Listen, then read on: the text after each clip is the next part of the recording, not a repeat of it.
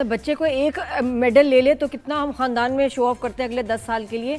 इसने तो इतने सारे मेडल्स ले लिए, 17 मेडल्स लिए। Khyber girls medical college Peshawar की होनहार ये तालिबा है, कंदील इनका नाम है और ये हरिपुर से ताल्लुक़ रखती हैं। इनके वालिद जो है टेलर मास्टर हैं, इनकी एक बहन उन्होंने PhD किया हुआ है, 17 ग्रेड ऑफिसर हैं एक, और इनके भाई भी। तो पूरी फैमिली ही ज़बरदस्त है। लेकिन 17 गोल्ड मेडल लेके तो भाई रिकॉर्ड कायम कर दिया मुझे लग रहा है। और ज़रा नम हो तो ये मिट्टी बड़ी हुई। ये बिल्कुल सादिक बैठा है जो मेरे हमारे साथ ही है इस वक्त कंदील।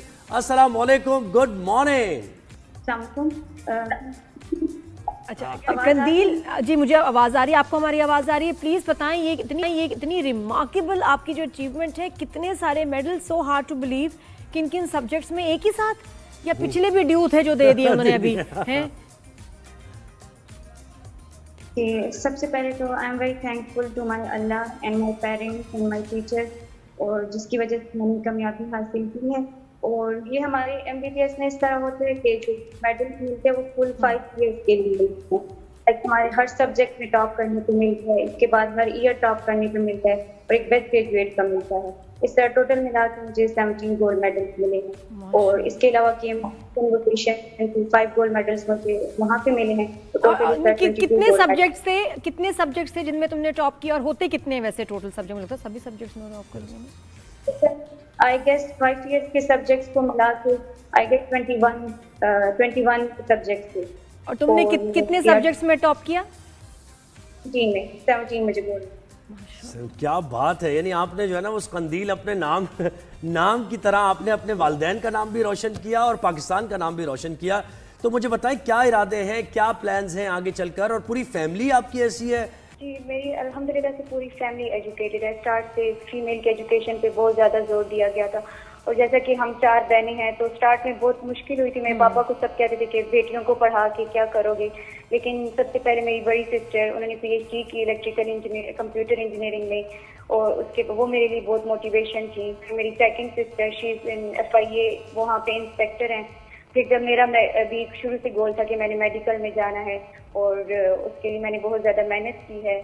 और मेरी छोटी सिस्टर भी अभी MBBS कर रही हैं खैबर गर्ल्स मेडिकल कॉलेज से ही। माशाल्लाह। तो मेरे लिए बहुत ज़्यादा फख्र की बात है। मेरे भाई ने भी इंजीनियरिंग में BS की है। तो ये मेरे पेरेंट्स की तरफ से उन्होंने हमें हमेशा स्टडीज़ पे फोकस करने का हमेशा बोला है। और मेरी मामा ने हमारे साथ बहुत हेल्प की है। तो पेरेंट्स की तरफ से, क्योंकि पेरेंट्स के सपोर्ट के बगैर कुछ भी नहीं हो सकती। बेशक। तो कंदील इसके तो ये मेडिकल की पढ़ाई की फीस भी बहुत ज़्यादा होती है, बुक्स वगैरह इतने खर्चे, तो कैसे बेटा मैनेज किया? क्या स्कॉलरशिप्स भी लिए आपने? पापा ने कैसे मैनेज किया? सबसे पहले तो मैं यही लोगों को उनका कंसेप्ट है। जब मैं भी पहले MBBS में आने से पहले ही मेरा मिसकंसेप्ट था कि MBBS की पढ़ाई बहुत मुश्किल है। तो वो है कि आप अगर प्राइवेट पढ़ रहे हैं या आप सेल्फ पे पढ़ रहे हैं, तो यहाँ पे हमारे पास गवर्नमेंट मेडिकल कॉलेजेस हैं जिसमें ओपन मेरिट पे एडमिशन होता है। अच्छा। अगर आप के मार्क्स अच्छे हैं, आप टेस्ट MD कैट टेस्ट होता है, हमारी दफा ईटा टेस्ट था, उसमें अगर आप मार्क्स आपके ज्यादा हैं तो आपको ओपन मेरिट पे एडमिशन होगा। और उसकी फीस बहुत ज्यादा कम थी। लाइक हमारी 23,000 पर ईयर फीस थी और 15,000 पर ईयर आपको सिर्फ हॉस्टल का पे करना पड़ता था। और ये तो आई थिंक एक बहुत अच्छी बात है। इसीलिए मैं हमेशा यही कहती हूँ कि हमारे फीमेल्स के लिए स्पेशली मेडिकल कॉलेजेस ज़्यादा होने चाहिए, उनके लिए ओपन मेरिट की सीट ज़्यादा करनी चाहिए, क्योंकि ताकि जो मेरी तरह बहुत से ऐसे मिडिल क्लास फैमिली से ताल्लुक़ रखते हैं, वो सिर्फ इस वजह से आगे वो शुरू कर सकते कि उनको ये लगता है कि MBBS की स्टडीज़ बहुत ज़्यादा महंगी हैं और हम लोग अफोर्ड नहीं कर सकते। देखिए आज़्म और हौसला हो तो आपने कर दिखाया कि कोई चीज़ नामुमकिन नहीं। और जब वालिद साहब को आपके वज़ीर आला ने गले से भी लगाया, उस वक्त वालिद साहब के क्या तासुरात हैं? और जब मेडल आपको पहनाया गया उसके बाद जब आप वालिद साहब से मिली तो बड़े जज्बाती मनाजिर होंगे, कितनी खुशी हो रही थी आपको उस वक्त? बहुत। जी मेरे फादर की तो आंखों में बहुत ज़्यादा आंसू थे, खुशी के आंसू थे। और मेरे लिए भी ये बहुत ज़्यादा एक इमोशनल मोमेंट था। और सेकेंडली मैं बहुत ज़्यादा ब्लेस्ड फील कर रही थी और प्राउडफुल भी कि मेरी वजह से मेरे पेरेंट्स को इतनी इज्जत मिली है। और मैं हमेशा यही चाहती हूँ कि मैं आगे भी इसी तरह मेहनत करती रहूँ, अपने पेरेंट्स का नाम इसी तरह। और कंदील आगे करना क्या है? आगे की जब बात हुई है तो क्या गोल्स हैं? और एक तो ये मैं कहूँगी बेटा, बाहर जाके सेटल नहीं होना, ठीक है ना? जो बनी हो, जो कुछ दिया है तुम्हें पाकिस्तान ने दिया है, बहुत बड़ी तुम डॉक्टर बनोगी, लेकिन यही सर्व करना है अपने मुल्क में, अपने लोगों को। स्पेशलाइजेशन करने जाना जरूर, बिल्कुल, और ये इंस्पिरेशन हो, वरना ये कि सब ये कहते ना कि जी पढ़ लिख के बाहर चले गए, तो बेटा बाहर नहीं जाना। ये है जो तुम्हें आज इज्जत मिली है, इस मिट्टी में मिली है। जी जी। और करना क्या आगे, क्या स्पेशलाइजेशन करना चाहती हो, आगे क्या प्लान मैं है? तो स्पेशलाइजेशन मैंने स्टार्ट कर लिया, मैं इंटरनल मेडिसिन में स्पेशलाइजेशन कर रही हूँ हैदराबाद मेडिकल कॉम्प्लेक्स पेशावर में। अभी मेरा फर्स्ट ईयर स्टार्ट है। उसके बाद इंशाल्लाह मैं प्लान कर रही हूँ सम फेलोशिप के लिए after my specialisation.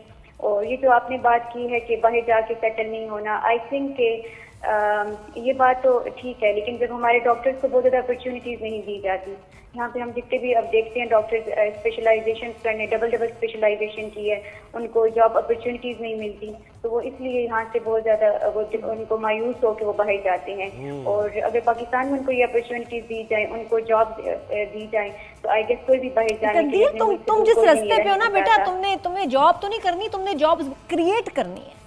You know what you are is a genius.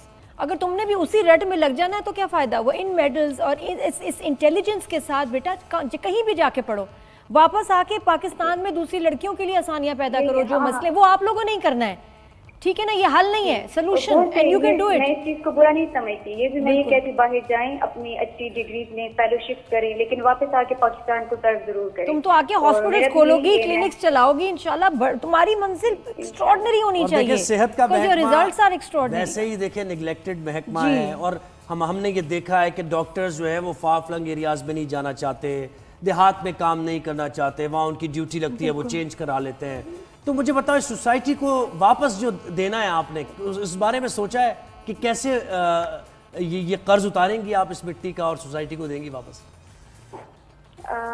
जी, सबसे पहले तो यही है, मैं तो यही कोशिश, मेरा तो पहले प्लान पाकिस्तान में मैं अपनी ट्रेनिंग कंप्लीट करूं, फिर उसके बाद मैं फेलोशिप के लिए मैं बाहर जाऊं और वापस आके अपने पाकिस्तान को सर्व जरूर करूं। और यही बात है कि मैं जो कुछ भी आज हूँ मैं पाकिस्तान की वजह से हूँ, और मैं फ्यूचर में मेरा प्लान है कि मैं पाकिस्तान के लिए कुछ करूँ, अपनी लड़कियों के लिए, बिल्कुल बेटा, उनकी तालीम के लिए। जी, और कर सकती हो। मुझे बताओ कि पढ़ाई में कोई जरा थोड़ी सी टिप्स ये भी दो ना, हमारे तो बच्चों के ओ लेवल्स के एग्जाम चल रहे हैं, हम इतने परेशान हैं, तो थोड़ी सी कोई टिप्स दो, क्योंकि मेडिकल पढ़ाई तो कहते हैं इतनी मुश्किल है, इतनी मुश्किल, चैलेंजिंग है। उसमें तुम्हारा अंदाज पढ़ने का, तैयारी करने का कैसा डिफरेंट था दूसरे बच्चों से, ये बताओ। जो मेरा प्लान यही था कि मैं कंसिस्टेंट थी, और ये था कि डेली के डेली मैं स्टडी करती थी, और मेरा अपना एक टाइम टेबल होता था कि मैंने फॉलो करना है। मैंने अपने गोल सेट किए थे कि आज मैंने इतनी स्टडी करनी है, और उसके बाद फिर जो है मेरा ये था कि मैं ऑनलाइन यूट्यूब से, इसके अलावा अभी तो बहुत ज़्यादा स्टडी रिसोर्सेज अवेलेबल हैं, लाइक चैट जीपीटी है, एआई है, जेमिनाई है, और ऑनलाइन हर तरह के रिसोर्सेज अवेलेबल हैं। और स्पेशली ये था कि मैं अपनी क्लासेज मिस नहीं करती थी। मैं जो और ट्यूशंस भी नहीं लेती थी? नहीं, ट्यूशन नहीं, एमबीबीएस में ट्यूशन की इस तरह जरूरत नहीं होती, क्योंकि हर कुछ जो है वो ऑनलाइन अवेलेबल है आपके पास। और कितने घंटे पढ़ती थी कंदील? कितने घंटे पढ़ती थी जैसे रोजाना? मेरी स्टडी रूटीन थोड़ी डिफरेंट थी, क्योंकि मैं कभी बहुत ज़्यादा पढ़ती थी, लाइक कभी 10 आवर्स, कभी 12 आवर्स। स्पेशली एग्जाम में एमबीबीएस में तो आपको कभी 18 आवर्स तक पढ़ना पड़ता है, बहुत ही स्लीपलेस नाइट थी। इस चीज़ को मैं प्रमोट नहीं करती, क्योंकि अपनी फिजिकल मेंटल हेल्थ का भी ख्याल रखना चाहिए, स्लीप का भी ख्याल रखना चाहिए, लेकिन ये था कि मैंने बहुत ज़्यादा मेहनत की थी, और मुझे उससे कोई रिग्रेट नहीं है, क्योंकि मैंने आज जिस मुकाम पे हूँ, आई थिंक कि मेरी वो हार्ड वर्क का मुझे सिला मिला है। और मैं सबको यही हमेशा मोटिवेट करती हूँ कि आप हमेशा हार्ड वर्क करें, you will be paid at the end. और अभी कहाँ, हॉस्पिटल में ही आप वार्ड में है, ड्यूटी अपनी कर रही है? जी, मैं अभी वार्ड में हूँ, मैं ड्यूटी कर रही हूँ। अच्छा कंदील, माशाल्लाह बड़ी इंस्पिरेशन हो बहुत सारे बच्चियों के लिए। एक ड्रामा चल रहा है अभी, तुम ड्रामा देखती हो कभी? है टाइम मिलता है? कभी कभी देख लेती हूँ। अच्छा, तुम जरा देखना डॉक्टर बहू। अच्छा, डॉक्टर बहू में बताया ये कि जी बहू जो है ना, एक डॉक्टर एक स्टेटस सिंबल है कि जी डॉक्टर बहू है हमारी। अब डॉक्टर बहू को शादी करके ले आए, लेकिन ये कि काम नहीं करने देते उनकी मर्जी से, प्रैक्टिस भी नहीं करने देते, बहुत जगह पे डॉक्टर की सीट भी जाया हो जाती है। उसके बारे में तुमने क्या सोचा? वो तो मैंने बहुत से ड्रामे के शॉर्ट्स देखे, लेकिन मुझे आई गेस वो कुछ अजीब सा लगा है। मतलब वो तो एक खुद डॉक्टर से वो करते और फीमेल्स को इस तरह वो घर में बाउंड कर रहे हैं, और मुझे उस ड्रामे का कंसेप्ट थोड़ा अजीब सा लगा है। लेकिन आई गेस उन्होंने हमारी सोसाइटी का बिल्कुल होता है ये काफी की है, बहुत से लोग बहुत से लोग ऐसे होते हैं, मैंने अपनी फ्रेंड्स को देखा है जो कि MBBS कंप्लीट करने के बाद उनकी शादी हुई है और ड्यू टू फैमिली इश्यूज वो आगे कंटिन्यू नहीं कर सकते। और मैं तो इस चीज़ को बिल्कुल भी प्रमोट नहीं करती। और जब हमारा अभी कन्वोकेशन थी उससे हमारे VC KMU ने यही बात की थी कि आपको जब अपनी बेटियों की शादी करवा रहे हैं तो आप पहले उनके माँ बाप से लिखवा के लें कि ये बाद में जॉब करेंगे, क्योंकि हमारे ऊपर पाकिस्तान इतना इन्वेस्ट किया है तो हमें आगे फ्यूचर में हमें भी कुछ उनको बदले में देना चाहिए। तो और अब्बा को आपके अब्बा को कहा लोगों ने कि कहाँ बच्चियों को पढ़ा रहे हो भाई, आप कोई मतलब ठीक है इनकी शादियां होनी है आगे, शादियां क्या तो जरूरत होनी है, इनको, क्यों है ना? इतनी मेहनत कर रही हैं, बड़ी बातें सुननी पड़ती हैं। जी जी, मेरे पापा को स्टार्ट में तो बहुत ज्यादा अभी भी सुननी पड़ती है कि तुम क्यों बेटियों को पढ़ा रहे हो। और लेकिन ये है कि अभी वो सब लोग जब से मेरे 17 गोल्ड मेडल्स मिले हैं मेरे पापा को कॉल करके मुबारकबाद दे रहे हैं, सारे लोग बहुत ज्यादा खुश हैं और उनके लिए सबके लिए इंस्पिरेशन है। तो मुझे तो बहुत क्या खुशी का बात काम है, है। आप हम सब के लिए इंस्पिरेशन है, माँ बहुत माँ शुक्रिया। का माँ की तो सपोर्ट है, लेकिन बाप ने जिसने दुनिया से मुकाबला करना है, उसके सवालों का, तानों का, इतराज़ात का, इसमें भाई आपके पापा हीरो हैं माशाल्लाह।